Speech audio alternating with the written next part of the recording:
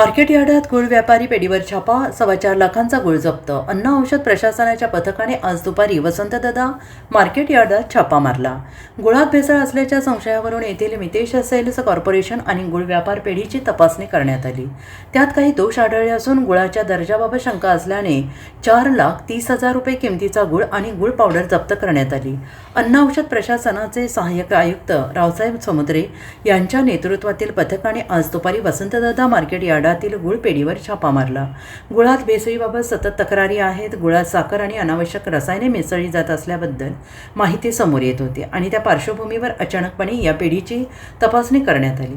सुमारे 2 तासाहून अधिक वेळ या ठिकाणी तपासणी केली जात होती आणि त्यात गुळावर लेबलिंगमध्ये दोष आढळून आले आहे. शिवाय गुळ पावडर आणि गुळाच्या ढेपांमध्ये दर्जाबाबत शंका निर्माण झाल्याने हा सगळा माल जप्त करण्यात आल्याचं श्री समुद्रे यांनी म्हटलं आहे. अन्न विभागाचे अन्न सुरक्षा अधिकारी तुषार घुमरे यांच्यासह 4 जणांच्या या पथकात समावेश होता. श्री समुद्रे यांनी म्हटलं आहे की गुळातील भेसळ आणि दर्जा या पातळीवर आम्ही काटेकोरपणे तपासणी करत आहोत.